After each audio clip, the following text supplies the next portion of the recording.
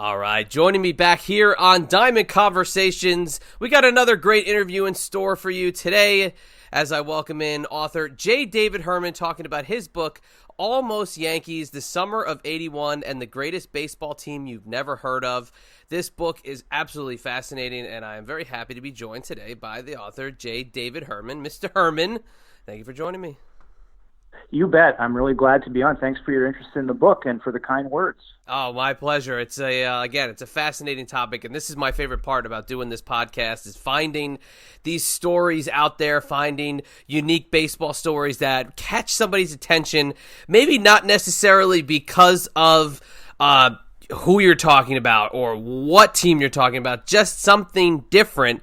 And when I saw your book title and I started to read the sample that's out there on Amazon, I fell in love with it because I love that it's something you're passionate about, and we're going to talk about it here. But the 1981 Columbus Clippers, who were a Yankee affiliate, if you can tell us about how the concept of the book came and kind of what brought you to writing this book, Almost Yankees. You bet. Well, I'll tell you, the 1981 Columbus Clippers, there's a lot of great storylines about them. They were, a championship team for the third straight year in the International League and pennant and the postseason playoffs. You have all the Yankees intrigue in the shadow of that 81 team and Steinbrenner. The strike happened that year, so you had ESPN and the New York Times coming down to Columbus, and so there's a lot of great stuff. But the main reason that I love this team is this was my first favorite team. And it stuck with me all these years. It's that team that just really grabbed me and kind of sealed me as a baseball fan. I had a lot of great times going to those games with my dad, who the book is sort of done in honor of, I should say.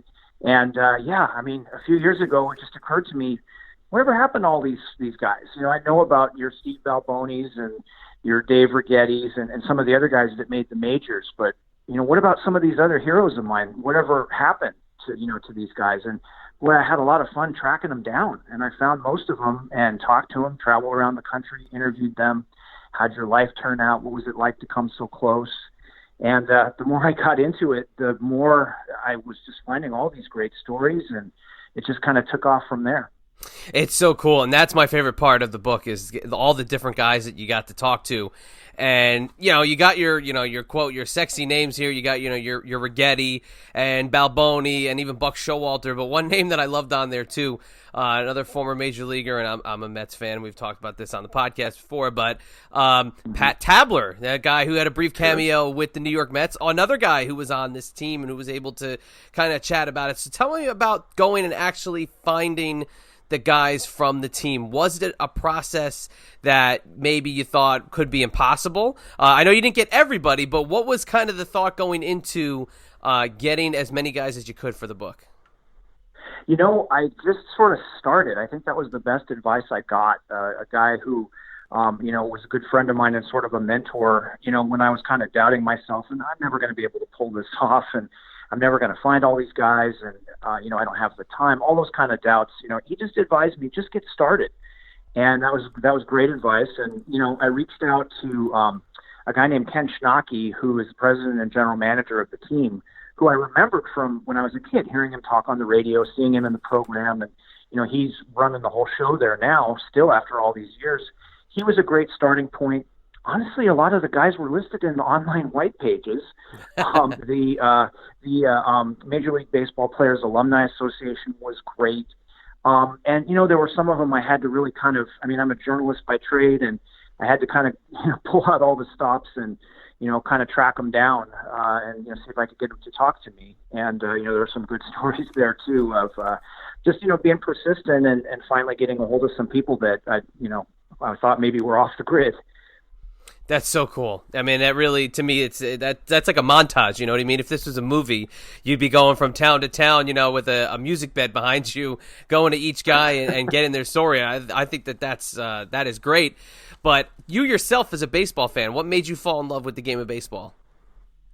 Well, it hit me at a really, really great time. I was just kind of starting to get going as a sports fan in Columbus in '81, maybe a little bit of a late bloomer, but it was an interesting summer for me. We were getting ready to move to California, And there was, I'm starting to grow up, and my dad's gone for, a good chunk of the summer getting ready to move us out there. And I had a lot of anxiety, and, baseball sort of showed up and was a friend to me. Those radio broadcasts and the times I got to actually go to the games and learning how to keep score and following along in the paper, learning how to read a box score, bringing my glove to games. It just hit me at the perfect time, and it captured my imagination. Another person who I really credit is a guy named Rick Riz, who was the Clippers play-by-play announcer back then, who just had and I write about this in the book, he just had a way of making it really fun and, just kind of a fun sense of importance. And, Rick's been doing Seattle Mariners games for most of the last 30-some years up here where I live now. And so that's always been kind of a treat. I always have a special place in my heart for Rick, and he's been very gracious as well. So it was a combination of things, but, there's a jumping off point for the book, too, that is a walk-off grand slam, battle for first place, first night of the baseball strike. I was there with my dad at the stadium by a guy named Andre Robertson. And it's just one of those moments. I describe it in depth in the prologue and the feeling of it and the excitement. And it's just an amazing thing. And I'll never forget it. And as I say, I can still hear my dad kind of off in my right ear, cheering for that ball to clear that wall. And I think a lot of fans have that team that they first sort of fall in love with, but a lot of factors came into play for sure, and it was just a blast of a season and a fun team to watch. That's a great name, Andre Robertson. He actually debuted for the Yankees in '81, so that was a pretty big that was a pretty big year for Mr. Robertson there. But then talk about the stadium itself, Franklin County Stadium, and how much, I look at Shea Stadium as a place that was like the Mecca to me. People always said it was a dump or whatever, but it was my dump. That was the place I like to go to watch Major League Baseball. But and on the minor league level, the stadium itself is a personality and the people that gravitate to it. So kind of tell me about the stadium and what that meant to you as a fan growing up.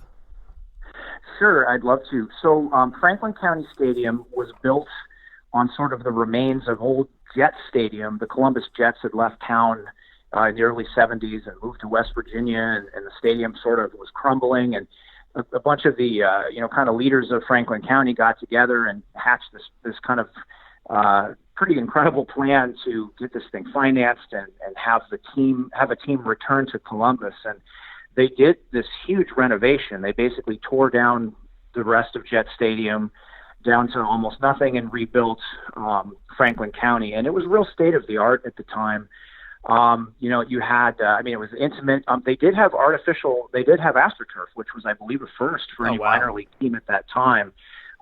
They just had a hard time getting the grass to grow in time. It was sort of a scramble.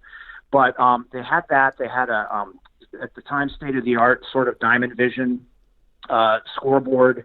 And it was just a wonderful atmosphere, just kind of warm Midwest vibe, warm nights, muggy nights. And, I don't know that there were really any bad seats in the house. And, you could go on Diamond Dog Night and, get hot dogs for super cheap. And it was, it was a thrill to be there. I talk about that moment where you first kind of walk in and see that field. And that was where I really fell in love with that moment, was there and the buzz in the air.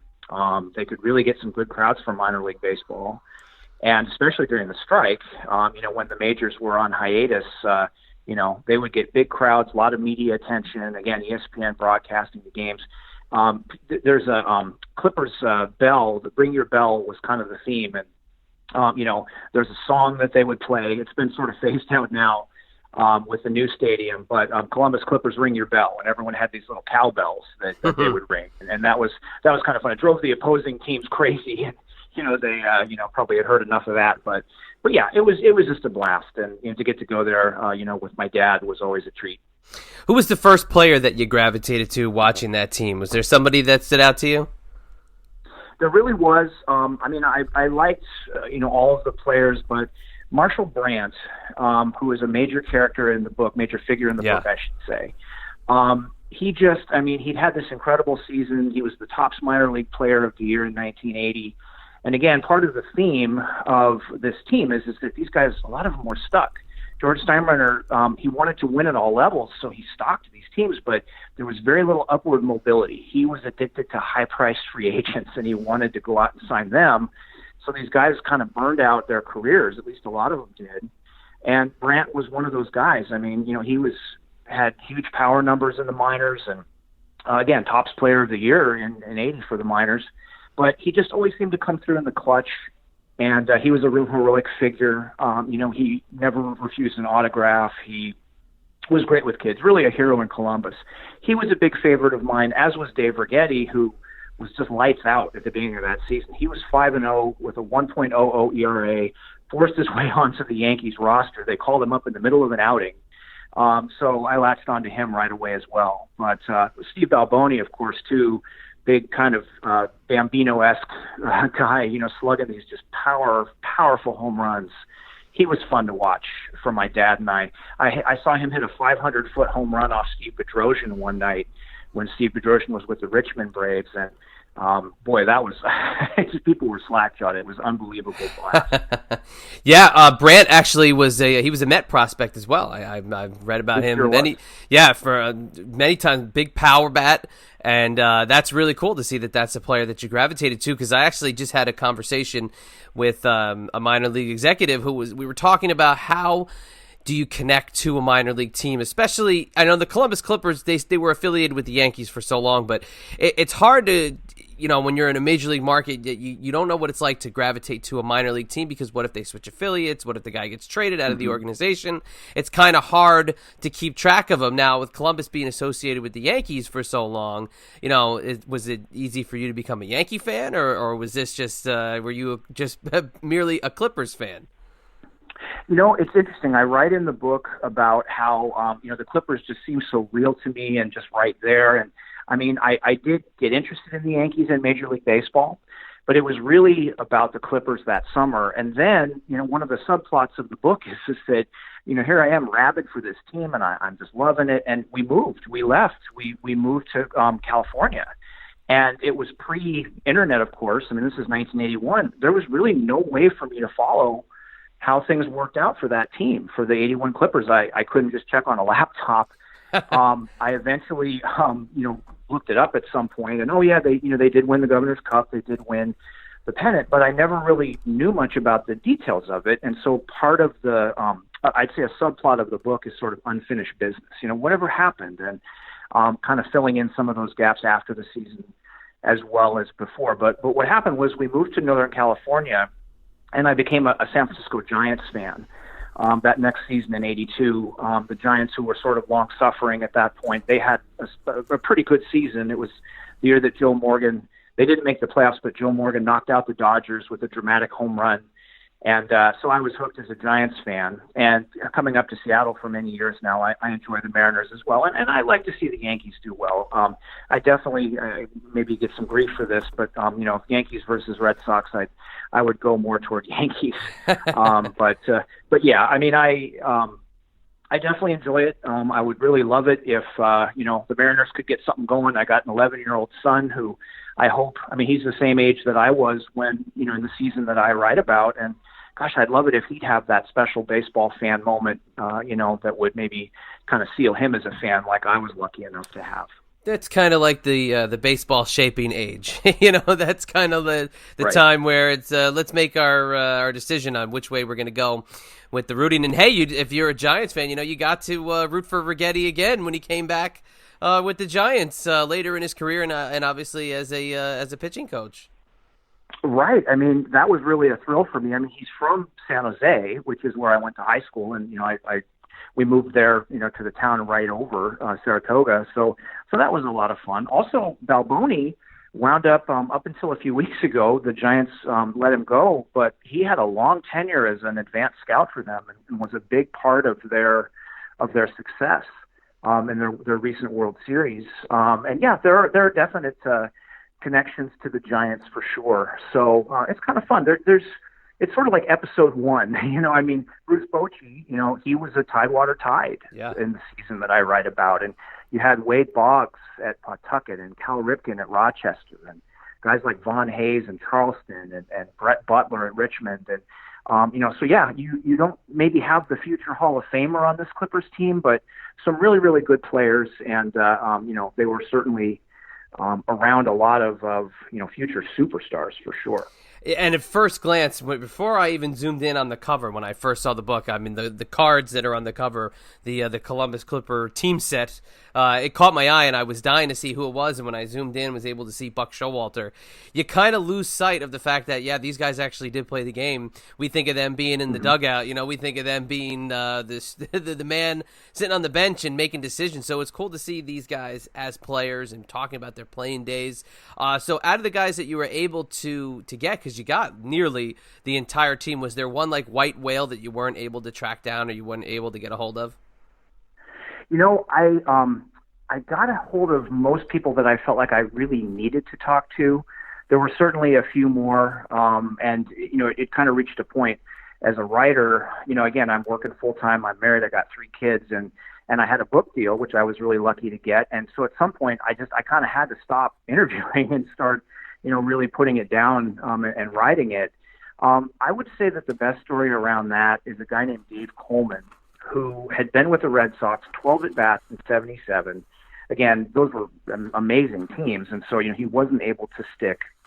But he bounced around the minors for a few years, and in 81, he's 30 years old. He almost doesn't report at the beginning of the season, and he winds up playing this incredible role in his kind of last gasp. He was really, really hard to get a hold of, not because I didn't know where he was, but because he really just wasn't that interested in participating. I finally ended up, I was reading something about a Coleman that had played golf at Ohio State, who his dad had briefly been in the majors, and this kid was going to become a dentist and back in his home Dayton. And so I looked up dentists in Dayton, and I found the Sun, and the Sun talked to me and was able to kind of convince his dad to get involved, and then he wasn't, and I made a special trip all the way to Dayton, left a note, went to the dentist's office. I mean, it's just, I'm kind of rambling, but it was sort of like that.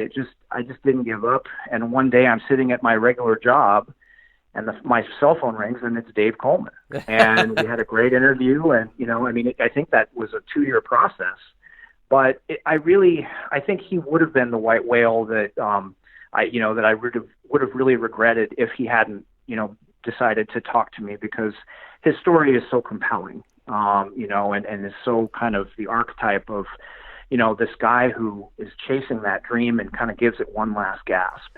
And so, yeah, that was probably the best story around trying to track someone down. Who do you feel, and I know it's probably hard to pick them, but who do you feel was able to fill in a lot of the holes for you in terms of the whole outlook of the season, or is that too broad of a question? Was there really, was a lot of guys that gave you a lot of great information, or was there one person that was like, wow, this guy really changed the course of how I'm going to write this book based off of what he gave me? There were definitely several like that, and there were a lot of, I must have done a good 90 interviews over time, not only with the players, but with broadcasters and coaches and other people that were in the league. But I mentioned Marshal Brandt. The story about Marshal Brandt is I went to his house in Santa Rosa. I'd set up an interview with him, and I was hoping that we might get to talk for a couple hours. And I sat down and started talking to this guy who was my childhood hero, and we talked for 10 hours. Wow, and he, not just about baseball, but about life and about. He opened up to me about really struggling, and while he's smiling and hitting all these home runs, he's really racked by self-doubt and, am I going to be good enough? And I really related to a lot of that. And in addition to that, he also had just a lot of interesting things to say just about that season in his career that really filled a lot of gaps. Andre Robertson, real compelling story, grows up in Orange, Texas. He's the first black Little League player ever in Orange, Texas. And then he becomes the first black scholarship player ever at the University of Texas, and the racism he had to deal with. So it wasn't just about filling in stuff about the season, but boy, these guys just had amazing stories. Another guy who spent some time with the Mets, John Pasella. Yeah.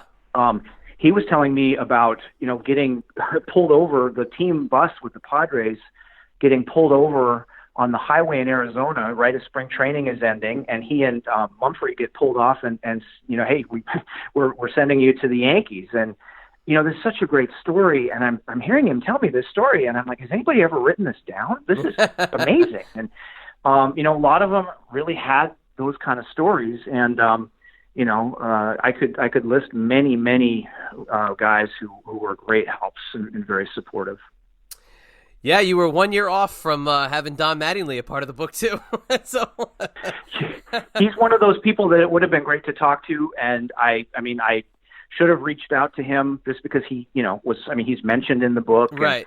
And, as somebody who, was obviously on his way up. He was a little bit more of a left fielder beginning to transition to a little first base, but he would have been great to talk to as well. He's one that, in hindsight, I wish I tried a little bit harder to see if I could land an interview with. But he came around in '82 to Columbus and obviously made his way up pretty quickly and went on to what I think should probably be a Hall of Fame career. And it very well could be in just a matter of weeks, basically, at this point as we're recording this. But yeah, and also kind of ties into Marshal Brandt is that, Don Mattingly's coming in as an outfielder, but where does he end up playing? And, that's they could have been on a collision course, the two of them, but I think that's fascinating. Just right on the heels of this 81 Columbus Clippers team. Now, as we kind of get into the wrap-up, I'll tell you something funny. Another reason why I was connected to this book right away and looking over the roster, I had the ability to work very briefly for a minor league baseball team in the early 2000s, and the pitching coach of that team was a guy who had a cup of coffee with this 81 Columbus Clippers team, and it's Tom Filer. He was the pitching coach for the Lakewood Blue Claws when I started working for the Blue Claws in the early 2000s, and I thought that was amazing to see the roster and see that Tom Filer was in that. Literally, one game that he was there. One game, yeah. He just kind of came and went, and they had a lot of people in and out, of course, maybe not like it is these days, but he was there for one appearance. There was another guy named Steve Taylor who had been a real phenom who was only pitched one game. It happened to be on national television on ESPN on the first night of the strike. But finding some of these guys, I tracked Steve Taylor down and explained who I was, and he said, "Wow, man, you had to dig really deep to find me," because he never. He went on to do really cool things. He, was an elected representative in Delaware and helped get baseball to his town back there. And again, everybody's got a story, and boy, these guys have some good ones for sure. Frank Verdi is another guy, the manager, who was trying to get back himself. So lots of good stuff, and just sort of an homage to baseball and growing up and facing fears and that sort of thing. It's very cool. So what do you have on tap next? Spending a little bit more time with my kids and my wife, maybe. I'm flattered that anybody would think that, maybe I would do another one. If the right topic came along, I might. Don't tell my wife. Books take huge chunks of lives. That's I read that in the back of one of the books that inspired me in the credits for that, and I really related to it. I worked very hard on it. I had a great time. But, like I said, I also work full time and married and three little ones. And so, I don't know. I like to think maybe I'll do another one someday, maybe about baseball, but nothing on the horizon just quite yet. Well, the book, again, the title is Almost Yankees, The Summer of 81 and the Greatest Baseball Team You've Never Heard of, the 1981 Columbus Clippers. Again, it's just a fascinating topic. I absolutely am so grateful that you came on to chat with me on the podcast about it. But before we wrap it up, I'm going to hand it over to you. Tell the listeners of Diamond Conversations where they can find anything and everything going on, not only with you and your writings and everything else, but also where they can get the book and get their hands on the best of J. David Herman. Thank you so much for that. It's on Amazon.com, BarnesandNoble.com.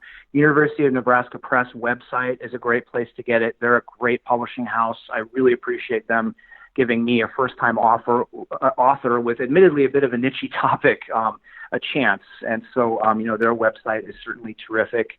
I have a Twitter account at Almost Yankees where I've been recreating the entire 1981 season day by day. along with other events of 81. I have a Facebook page, and it's been a blast. I got to throw out a first pitch in Columbus this year, getting to do podcasts like this, being on the radio. I'm just having a great time with it, and I really appreciate the chance to share about it with you. Oh, my pleasure. I thank you, and also a huge thanks to University of Nebraska Press. I mean, they just were fantastic with everything, and letting me finish the book, because I started it. I had to kind of speed read and get it done quickly. So I appreciate everything that they did, and thank you so much for taking the time tonight. You bet, anytime.